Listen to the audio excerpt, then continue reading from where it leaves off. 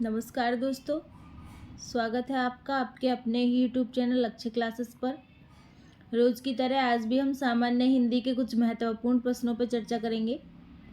आप सब लोग जल्दी से जल्दी जुड़ जाइए और सेशन को शेयर कर दीजिए अपने दोस्तों में, ताकि सभी लोग जल्दी से जुड़ जाएं और हमारे महत्वपूर्ण प्रश्नों का लाभ उठा सकें। सेशन बहुत ही अच्छे होने वाला है भाई, बहुत ज़्यादा अच्छा सेशन है और आपको बहुत ज़्यादा लाभ मिलने वाला है इससे, तो जल्दी से शेयर कर दीजिए। चलिए विचार पे चलते हैं। विचार है आज का हमारा, गलतियां इस बात का सबूत है कि आप प्रयास कर रहे हैं। आप प्रयास कर रहे हैं, इस बात का सबूत हैं गलतियां। यदि आप गलतियां करेंगे तो आप समझते रहिए खुद से कि हाँ, हम प्रयास कर रहे हैं। जो लोग गलती नहीं कर रहे, समझ लो वो प्रयास ही नहीं कर रहे। ठीक है, चलिए चलते हैं हम प्रश्न पर। प्रश्न है हमारा, हिंदी भाषा की बोलियों के वर्गीकरण के आधार पर छत्तीसगढ़ी बोली है। हिंदी भाषा की बोलियों के वर्गीकरण के आधार पर बताना है हमें कि छत्तीसगढ़ी जो बोली है वो कौन सी हिंदी की है। ठीक है, पूर्वी हिंदी की है, पश्चिमी हिंदी की है, पहाड़ी हिंदी की है या राजस्थानी हिंदी की है। जल्दी से कमेंट बॉक्स में आंसर दीजिएगा। अच्छा प्रश्न है। हिंदी भाषा की बोलियों के वर्गीकरण के आधार पर बताना है छत्तीसगढ़ी बोली किस हिंदी की है। ठीक है, जल्दी से आंसर दीजिएगा भाई।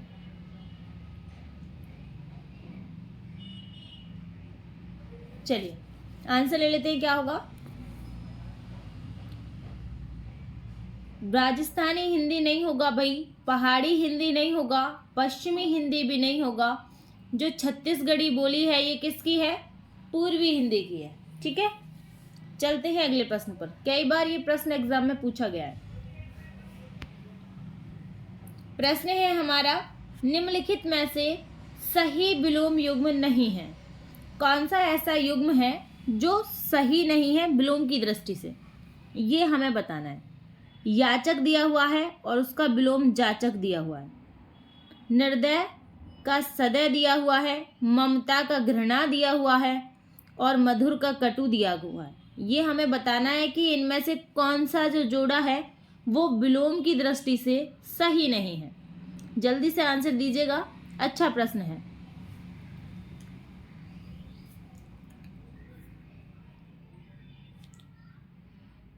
चलिए भाई आंसर ले लेते हैं, क्या होगा। युग्म देख लेते हैं। मधुर दिया हुआ है, मधुर का कटु होता है विलोम, यस होता है। ममता का घृणा होता है, बिल्कुल होता है। निर्दय का सदय होता है, बिल्कुल होता है। ये ऑप्शन हमारा बिल्कुल सही है। याचक का जो विलोम है वो जाचक नहीं होता। जाचक का मतलब तो खुद भिक्षुक होता है। याचक का मतलब और जाचक का मतलब तो सेम ही होता है ना। तो इसका जो विलोम होगा वो क्या होगा? अयाचक, दाता, देने वाला, अयाचक।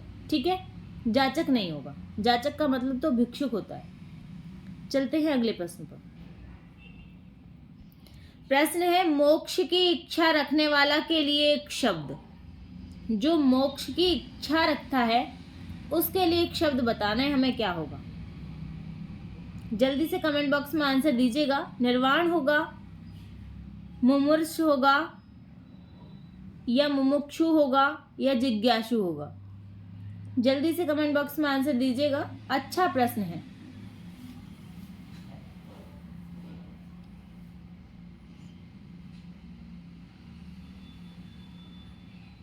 चलिए भाई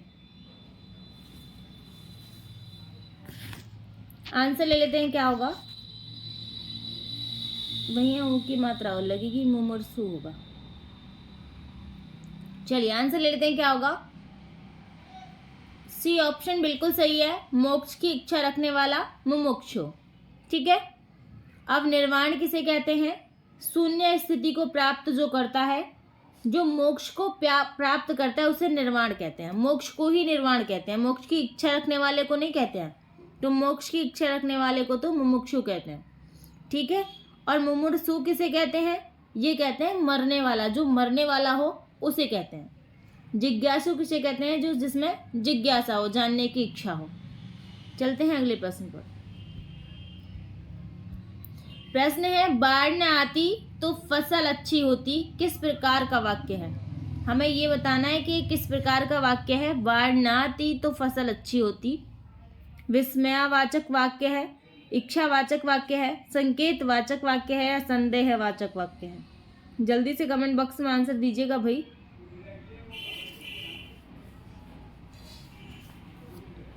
चलिए आंसर ले लेते हैं, क्या होगा? बाढ़ ना आती तो फसल अच्छी होती। फसल अच्छी होती कब? जब बाढ़ नहीं आती। विस्मयादि बोधक तो नहीं है भाई, आश्चर्य थोड़ी ना होता है, इच्छा थोड़ी ना कर रहे हैं हम। बाढ़ आने और ना आने की हम इच्छा थोड़ी ना करेंगे, यदि करेंगे तो हमारी इच्छा से हो क्या रहा है। संदेह थोड़ी है कि बाढ़ आएगी या नहीं आएगी। सी है, संकेतवाचक है, ये संकेत कर रहे हैं हम कि बाढ़ ना आती तो फसल की ओर संकेत किया जा रहा है कि फसल अच्छी होती, मतलब फसल के खराब होने में बाढ़ का पूरा पूरा हाथ है, संकेतवाचक। ठीक है, चलिए चलते हैं अगले प्रश्न पर। प्रश्न है, नाटक को पंचम वेद की मान्यता प्रदान की, किसने प्रदान की ये हमें बताना है। नाटक को पंचम वेद की मान्यता प्रदान की, भरत मुनि ने, विश्वनाथ ने, दशरथ ओझा ने या पाणिनि ने? जल्दी से कमेंट बॉक्स में आंसर दीजिएगा भाई। प्रश्न अच्छा है ये और बहुत बार एग्जाम में पूछा भी गया है। नाटक को पंचम वेद की मान्यता किसने प्रदान की?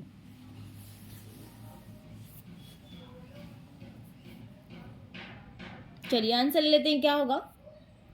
आंसर हमारा ए होगा, भरत मुनि ने। ठीक है, भरत मुनि ने नाटक को पंचम वेद की मान्यता प्रदान की। याद रखना है आपको, महत्वपूर्ण है। चलते हैं अगले प्रश्न पर। प्रश्न है हमारा, जिस समास के पूर्व एवं उत्तर दोनों पद समान रूप से प्रधान हो उसे क्या कहते हैं? कौन सा समास होता है ऐसा जिसमें पूर्व पद और उत्तर पद दोनों समान रूप से प्रधान होते हैं? जल्दी से कमेंट बॉक्स में आंसर दीजिएगा। उस समास का नाम बताना है आपको। बहुव्रीहि समास होता है, तत्पुरुष समास होता है, द्विगु समास होता है या द्वंद्व समास होता है? समास आपने पढ़े हैं, आपको आने चाहिए, और जल्दी से आंसर दीजिएगा इस प्रश्न का। मैं चाहती हूँ सबका आंसर सही होगा। चलिए, क्योंकि सभी को इतना तो पता ही है कि जिसमें दोनों पद प्रधान होते हैं वो कौन सा समास होता है? द्वंद्व समास होता है। द्वंद्व समास में दोनों पद प्रधान होते हैं, जैसे दिन और रात, राधा और कृष्ण। ठीक है, राम और सीता, पद तो दोनों ही प्रधान हैं, दोनों का ही अस्तित्व है। चलते हैं अगले प्रश्न पर। प्रश्न है, आप बीती में समास है, शब्द दिया हुआ है हमें आप बीती। बहुत ही अच्छा प्रश्न है और शब्द भी बहुत अच्छा है, आप बीती। जिस पर बीतती है उसे ही पता होती है। आप बीती शब्द में समास है और इसमें ये बताना है समास कौन सा है शब्द में। द्वंद्व समास है, कर्मधारय समास है, तत्पुरुष समास है या द्विगु समास है? जल्दी से कमेंट बॉक्स में आंसर दीजिएगा भाई। सबसे पहले हम क्या करेंगे, इसका विग्रह करेंगे। कैसे विग्रह करेंगे इसका? आप बीती, आप पर बीती। ठीक है, आप पर बीती, हमने इसका ऐसे विग्रह कर लिया तो कौन सा समास हो गया? तत्पुरुष समास। ठीक है, चलते हैं अगले प्रश्न पर। प्रश्न है, उन्मूलन का विलोम है, शब्द दिया है उन्मूलन और इसका विलोम हमें बताना है, क्या होगा? आमूलन, निमीलन, समूलन या रोपण? जल्दी से कमेंट बॉक्स में आंसर दीजिएगा, प्रश्न बहुत अच्छा है।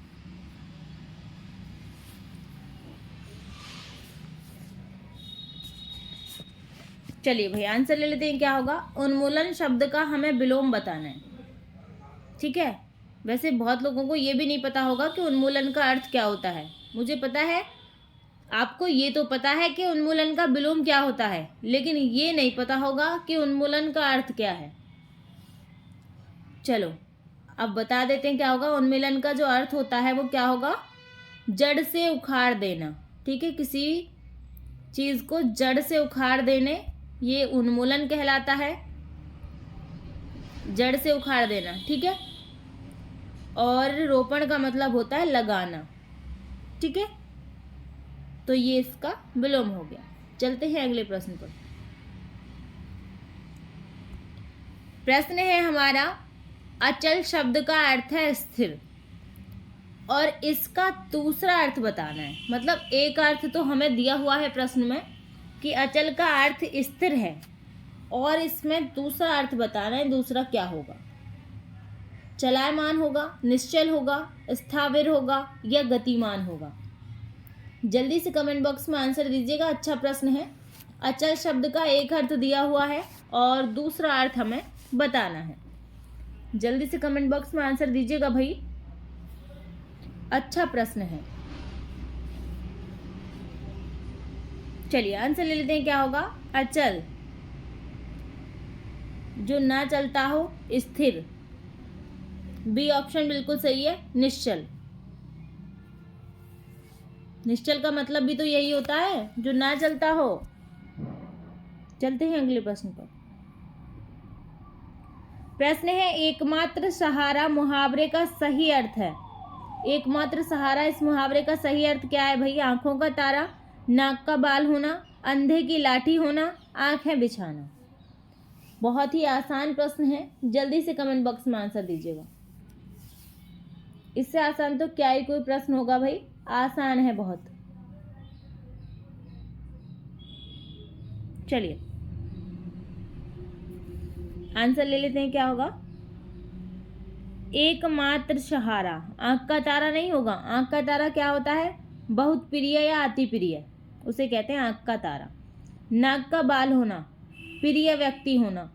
मतलब हमारी 5 इंद्रियां होती हैं, उनमें से एक होता है नाक, और ये बोल रहा है हमसे कि नाक का भी बाल होना, तो इसका मतलब क्या है? प्रिय व्यक्ति होना। अंधे की लाठी होना, अंधे की लाठी मतलब एकमात्र सहारा। अंधा जो इंसान होता है वो अपनी लाठी से चलता है, वैसे ही एकमात्र सहारा अंधे की लाठी मुहावरे का बिल्कुल सही अर्थ है, ठीक है। आंखें बिछाना, आंखें बिछाना का मतलब क्या होता है पता है? किसी का आदर पूर्वक स्वागत करना। चलते हैं अगले प्रश्न पर। सी ऑप्शन है हमारा बिल्कुल सही था। प्रश्न है, निम्न में पुल्लिंग शब्द है। पुल्लिंग शब्द कौन सा है ये हमें बताना है। दया है, प्रार्थना है, हवा है या नेत्र है? जल्दी से कमेंट बॉक्स में आंसर दीजिएगा। पुल्लिंग शब्द आप लोगों को बताना है भाई। चलिए आंसर ले लेते हैं। क्या होगा? शब्द बताने पुल्लिंग। क्या दया पुल्लिंग शब्द है? आप कहेंगे नहीं, मुझे उस पर दया आ गई। दया आ गया थोड़ी ना होता है, दया आ गई होता है, तो ये तो स्त्रीलिंग है। कट गया ऑप्शन। प्रार्थना, मैंने प्रार्थना की थी। की था नहीं होता, की थी, तो ये भी स्त्रीलिंग है, ये भी कट गया। हवा चल रही है, बहुत ठंडी हवा चल रही है, ये तो भाई स्त्रीलिंग है हवा, तो ये भी नहीं होगा, कट गया। ऑप्शन बचा नेत्र, मेरे नेत्र खुल गए। मतलब क्या है? वैसे भी बहुवचन है और वैसे भी पुल्लिंग है। क्या ऐसे बोल सकते हैं? मेरे नेत्र खुल गई, नहीं बोलेंगे ऐसे, ऐसे बोलेंगे मेरे नेत्र खुल गए। तो ये हमारा पुल्लिंग शब्द है। अधिकतर जो त्रय त्रिशूल होता है, ये जिस शब्द के अंत में लगा होता है वो शब्द ज़्यादातर पुल्लिंग होते हैं, जैसे क्षेत्र, चित्र, गोत्र, ये शब्द। चलते हैं अब अगले प्रश्न पर। वह कार मेरी है, इस वाक्य में कौन सा कारक है? कारक बताने हैं आपको। वह कार मेरी है, इस वाक्य में कारक बताना है, ठीक है। करण कारक है, संबंध कारक है, संप्रदान कारक है या अधिकरण कारक है? जल्दी से कमेंट बॉक्स में आंसर दीजिएगा, कौन सा कारक है भाई?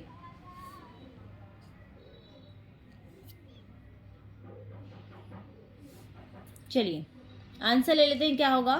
यहाँ मेरी जो है ये अंडरलाइन है, ठीक है। वह कार मेरी है, तो इसमें कौन सा कारक हुआ? करण कारक तो है नहीं, संप्रदान कारक नहीं है, अधिकरण कारक भी नहीं है, संबंध है। वह कार मेरी है, कार से संबंध है, तो संबंध कारक है। चलते हैं अगले प्रश्न पर। प्रश्न है 25 रुपये दीजिए। 25 रुपये दीजिए विशेषण है। कौन सा विशेषण है इसमें, ये बताना है। क्रमवाचक है, समुदायवाचक है, निश्चितवाचक है या आवर्तीवाचक है। जल्दी से कमेंट बॉक्स में आंसर दीजिएगा। प्रश्न बहुत ही अच्छा है।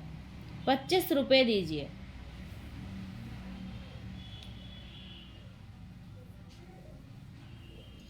चलिए भाई आंसर लेते हैं। क्या होगा, क्रमवाचक नहीं होगा, क्योंकि 1 2 3 4 5 6 7 8 9 10 ऐसे हम क्रम से थोड़ी ना मांग रहे हैं, हमने तो ओनली 25 मांगे हैं। समुदाय, कोई हम 25 के 4 नोट थोड़ी ना मांग रहे हैं, हम तो 25 मांग रहे हैं ओनली, तो समुदाय तो होगा नहीं। क्या होगा, निश्चित संख्यावाचक। ठीक है, निश्चित संख्यावाचक, सी ऑप्शन हमारा बिल्कुल सही है, 25। चलते हैं अगले प्रश्न पर। प्रश्न है उठाना क्रिया का अकर्मक रूप है। उठाना क्रिया का अकर्मक रूप हमें बताना है कौन सा होगा। उठवाया होगा, उठाएगा होगा, उठाया होगा या उठना होगा। जल्दी से कमेंट बॉक्स में आंसर दीजिएगा भाई। अच्छा प्रश्न है, उठाना क्रिया का अकर्मक रूप बताने आपको। भाई रसगुल्ले सबने खा लिए हों तो जल्दी से शेयर कर दो और आ जाओ, पढ़ने पे लग जाओ। चलिए आंसर ले लेते हैं। क्या होगा, उठाना क्रिया का अकर्मक रूप क्या है, उठवाया। मतलब मैंने आपको बताया है, जब हम काम दूसरों से करवाते हैं तो वो होता है सकर्मक, लेकिन जब हम काम खुद करते हैं तो वो होता है अकर्मक। जैसे उठवाया, दूसरे को ही तो उठवाएंगे हम, उठाएगा कोई और उठाएगा, उठाया किसी और को उठाया। लेकिन उठना, उठना क्या है, खुद को ही उठना है भाई, ये क्या है, अकर्मक रूप है। चलते हैं अगले प्रश्न पर। प्रश्न है प्रत्यय रहित शब्द बताइए। जिसमें प्रत्यय ना हो वो शब्द आपको बताना है। मर्मज्ञ, वैज्ञानिक, कृपालु या अनुवाद। जल्दी से कमेंट बॉक्स में आंसर दीजिएगा भाई, कौन सा ऐसा शब्द है जिसमें प्रत्यय नहीं है।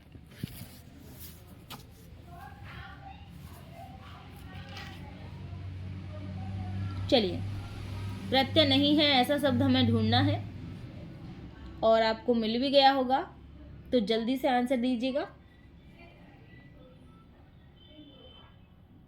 चलिए आंसर लेते हैं। क्या होगा, प्रत्यय नहीं है। मर्मज्ञ शब्द में प्रत्यय है,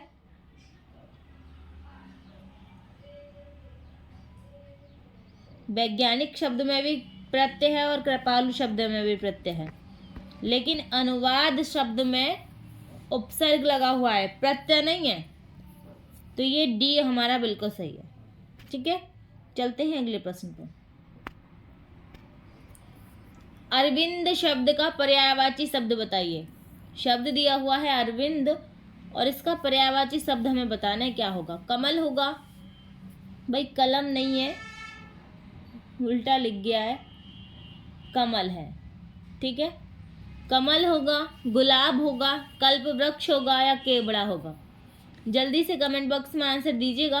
अरविंद शब्द का पर्यायवाची शब्द।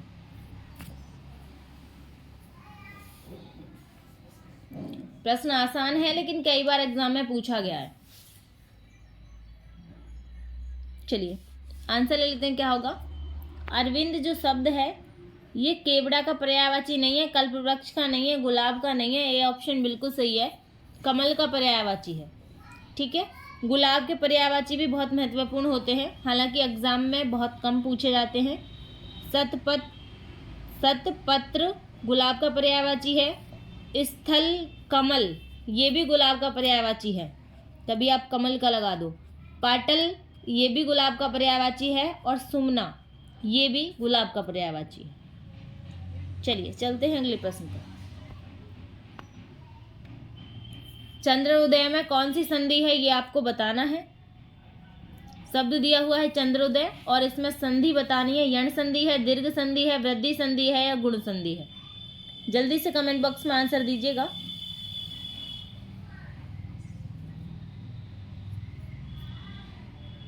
चलिए भाई आंसर ले लेते हैं, क्या होगा? चंद्रोदय। कैसे इसका हम विग्रह करेंगे, संधि विच्छेद करेंगे, वो चीज़ हम बाद में देखेंगे, लेकिन पहले हम ये देख लेते हैं कि चंद्रोदय में तो एक को की मात्रा है, तो इसमें तो वैसे ही लगा देंगे हम गुण संधि है। ठीक है, जिसमें एक मात्रा है गुण और जिसमें दो हैं वृद्धि, तो इसमें गुण संधि है। इसका जो संधि विच्छेद है वो कैसे करेंगे? चंद्रधन उदय। ठीक है, उस हिसाब से भी इसमें गुण संधि है। चलते हैं अगले प्रश्न पर। प्रश्न है अंतस्थ व्यंजन कौन सा है? भाई इनमें अंतस्थ व्यंजन कौन सा है ये आपको बताना है। ड है, ये है, स है, ट है। जल्दी से कमेंट बॉक्स में आंसर दीजिएगा। अच्छा प्रश्न है और आसान है, इससे ज़्यादा क्या ही कोई आसान होगा, और एग्जाम में तो पूछा ही जाता है। खैर अंतस्थ प्रश्न बनाने के तरीके अलग अलग हैं बस, लेकिन पूछा जाता है। चलिए आंसर ले लेते हैं, क्या होगा? अंतस्थ व्यंजन कौन कौन से होते हैं? यह होता है, र होता है, ल होता है और व होता है। तो व नहीं है ऑप्शन में, ल नहीं है ऑप्शन में, र नहीं है ऑप्शन में, लेकिन यह तो है भाई। तो व वी जो हमारा बी है ऑप्शन है, ये बिल्कुल सही है, यह। ठीक है, चलिए चलते हैं अगले प्रश्न पर। प्रश्न है कवित्री शब्द का शुद्ध वर्तनी। शब्द दिया हुआ है कवित्री और इसका शुद्ध वर्तनी आपको बताना है, क्या होगा? जल्दी से कमेंट बॉक्स में आंसर दीजिएगा। कैसे लिखा जाता है कवित्री शुद्ध, ये आपको बताना है। अच्छा प्रश्न है और कितनी बार एग्जाम में पूछा गया ये प्रश्न, और इस प्रश्न को बच्चे गलत भी बहुत करके आते हैं भाई।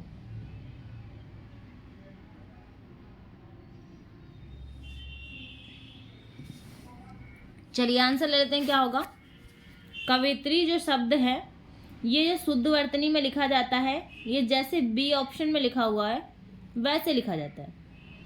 ठीक है, कवियत्री बी ऑप्शन बिल्कुल सही है, लेकिन ध्यान देने वाली बात ये भी है, जो प्रश्न में कवित्री लिखा हुआ है ना, ये भी बिल्कुल सही है।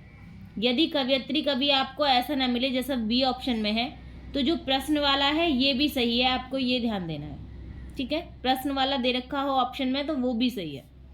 कभी भी जब किसी का आपसे स्त्रीलिंग बनवाए तो आपको क्या करना है कि पुल्लिंग शब्द के पीछे त्री लगा देना है, तो वो स्त्रीलिंग बन जाता है। उस हिसाब से ये भी सही है, कवि के पीछे इन्होंने क्या लगाया? त्री लगा दिया, कवित्री, तो क्या हो गया? ये स्त्रीलिंग हो गया, तो ये भी सही है। चलते हैं अगले प्रश्न पर। आज के सेशन का भाई लास्ट प्रश्न है, निम्न में तद्भव शब्द है। तद्भव कौन सा है यह हमें बताना है। स्थल है, दुर्ग है, दीपक है या दही है। अच्छा प्रश्न है, आसान तो है ही। खैर जल्दी से कमेंट बॉक्स में आंसर दीजिएगा, तद्भव शब्द कौन सा है?